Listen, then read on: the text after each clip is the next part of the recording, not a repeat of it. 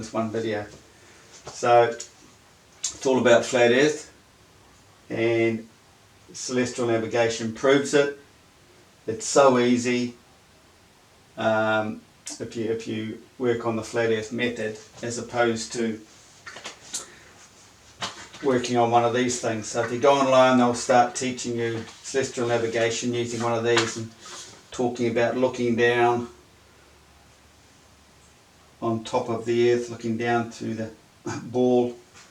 So basically that's the centre of our flat Earth, isn't it?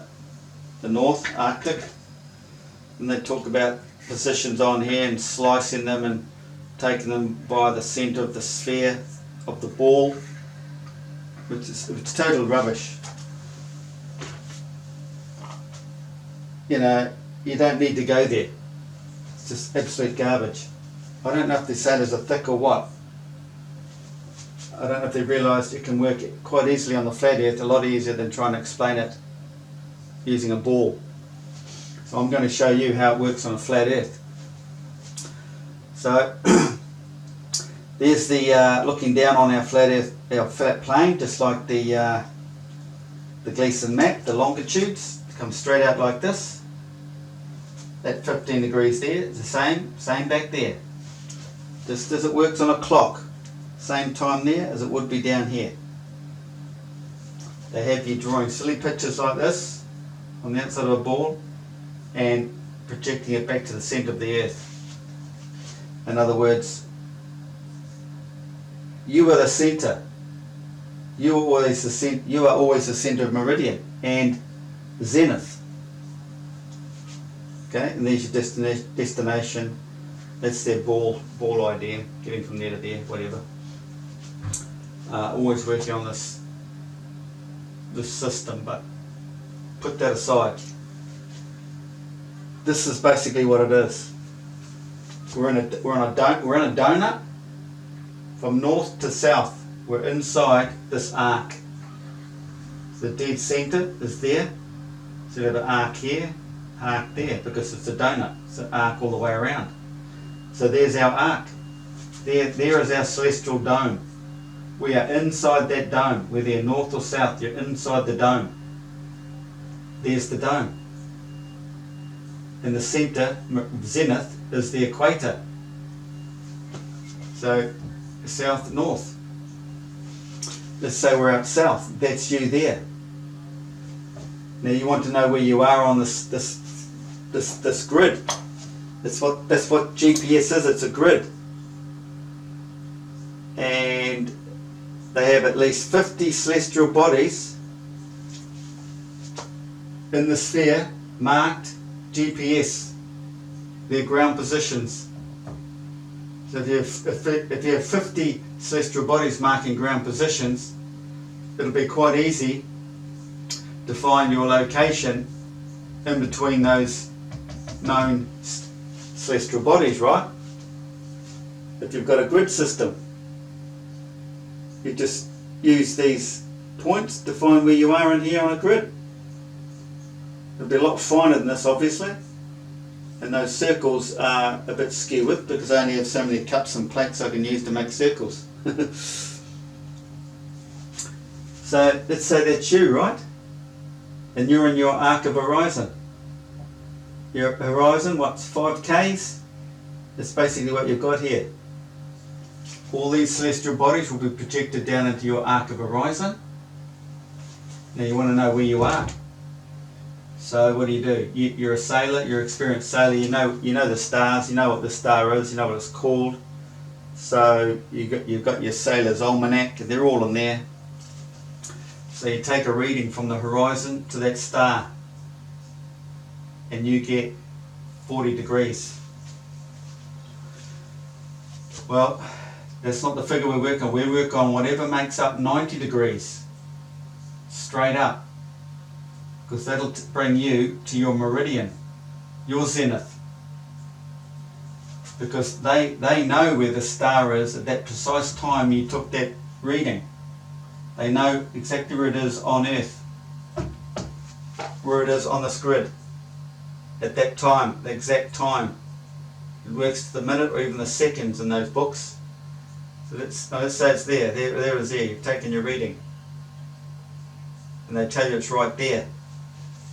So they've got that already worked out. What they want to know is where you are. So 40 plus 50 is 90 degrees. You are now zenith meridian. So they can tell you how far you are away from that star in minutes. Then you just do an equation, 60 nautical miles times the minutes gives you the nautical miles between there and there. It's as easy as that. None of this cutting through, slicing through the ball earth, marking to the centre of the sphere, whatever. That's basically it. Now, what they've done is they've given you a position, a radius. Basically given you a radius from that star you just read. So you're anywhere around the circle. So you don't know exactly. You have a fair idea because of temperature. You'd be a little bit warmer up here than down here out in the south. Okay, so what do we do now? We take another reading. We find another star. And let's say you're closer, so it's going to be a smaller circle basically. I should have something slightly bigger for that one there, but I'll use this. And so it's like that.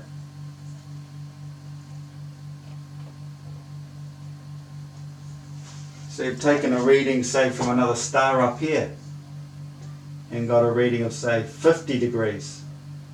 So whatever equals the 90 will be a 40 degrees, right? And that's your zenith again.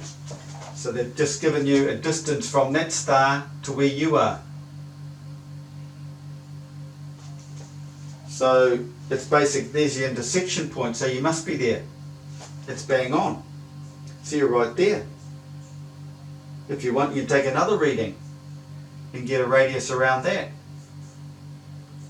Get a radius around that.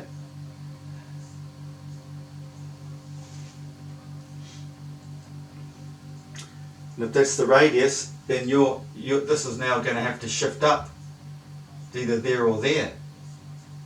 But you take them, if you take them quickly, you're going to end up right there in the middle.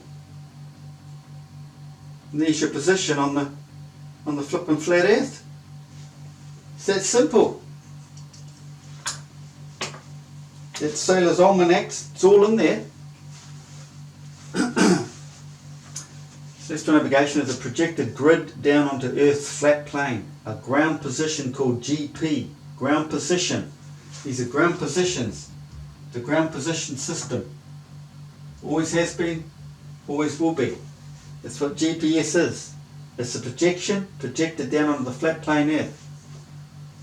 They can even make maps. They've got maps. They can project all this down and draw a flat Earth map. It's online. I've got photographs on my phone as well. And you get all these spinning ballers who's screaming out for a flat Earth map. Well, are they stupid or they're just simple? I don't know. So that's it. So there's your grid. You just draw a grid. And there's all your GPS spots all on there, on that grid. And then some clever bugger decided, oh, we can take that off the ocean and put it on land. Because it's the same grid. It's got one big grid for the flat Earth. Whether out in the ocean or on land, you've still got that same grid. GPS. That's how it all works. Some of these old guys, you'd think they'd be a bit wiser than they are, but you go and mention this flat Earth, try to discuss it with them, they go, oh yeah, but there's GPS. Where were they when we had this? This was ground position and celestial navigation. It's been around since God created Earth. What were they doing all their younger days? Why do they come to believe this is some magical floating spaceship up here? Easily fooled. Human race, the brain is so easily fooled. The projected grid of celestial bodies gives reference to the rest of the grid's positions. And that's what we do on land. You get 3 cell towers. You've got a position where you are. Triangulation, isn't it? Just what's happening out here. That's the basics. it took me a short period to figure that out. I only watched a couple of videos.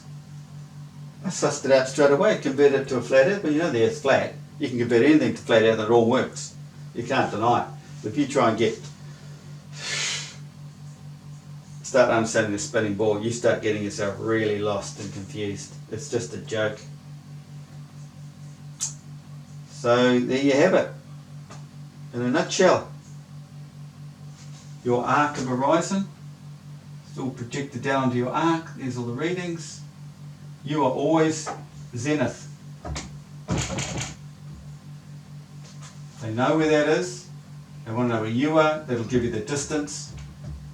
So they've given you a radius. So you're around there somewhere. Take another reading. Shoot that one. There's the radius. You are now there. You've probably drifted a little bit. You've got a reading. There's your radius there. So you've now drifted up that way a little bit. So it could be there or there. So it works, everyone. Blowing the lid on the spinning ball again. Blowing the lid on GPS.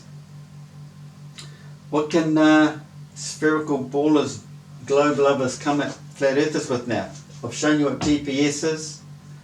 I've just done a video on showing why everything, the celestial bodies are disks because of magnetic polarity. It can only face its opposite at all times as it goes around because it's all circular. The black hole, everything goes around the black hole of creation. It cannot turn. It cannot turn from its opposite polarity away from the sun or whatever it's negative or positive. It cannot turn it away from it. It's magnets. It's all magnetism. Our whole universe is magnetism. All coming from the center of the earth. Our physical world, non-physical world.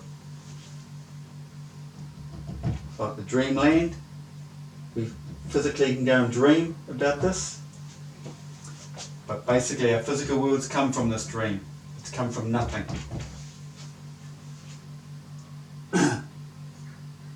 So I can't wait for the next question of these spinning ballers. And I had one question. They said, they asked, how can I deny space, speak of a black hole in the flat earth in the one video? Well, what is space? Just because you turn the light out and you might see more, doesn't mean you've got extra space. You've only got one space here. Just because you can't see it during the day doesn't mean there's extra space out there when you turn the light off. It's the same space. And if they want to call it a black hole, you call it a black hole because they only see it at night. We only see what's in here projected out here at night. So we call it a black hole. But everything back in there, it's unseen. It doesn't have to be a black hole. It's just an unseen hole. What is a black hole? I mean, it's nothing without light. You only see a black hole because of the light around it. So you don't have to go out to La La Land to find a black hole. They know what the black hole is. They've seen it. They've shown how it works with the plasma, creating plasma on the horizon of the black hole. All the physics and science is there. They just have to put it in here. And it's not hard to put in there when you know every ancient culture from hundreds of thousands of years have known about the tree of life. And it's all in there.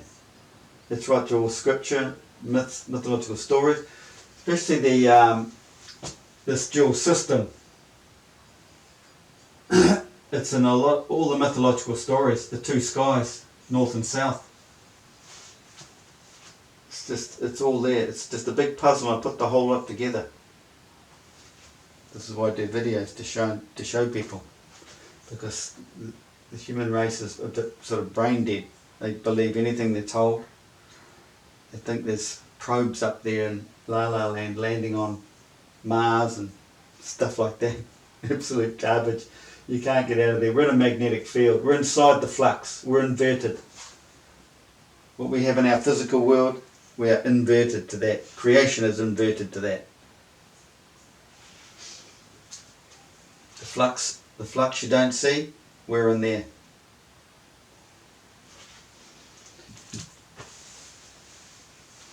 Well, that's about it in that video. I mean, it just seemed too easy. I thought it would be drawn out a bit longer, but it's all there. That's it, no matter where you are, anywhere along here, inside, anywhere on the flat plane of Earth. You'll get your readings. Say this almanac, give you all these positions, GP positions. Make up the 90 degrees, you've got your position, so it's from there to you, or there to you. Within that ring,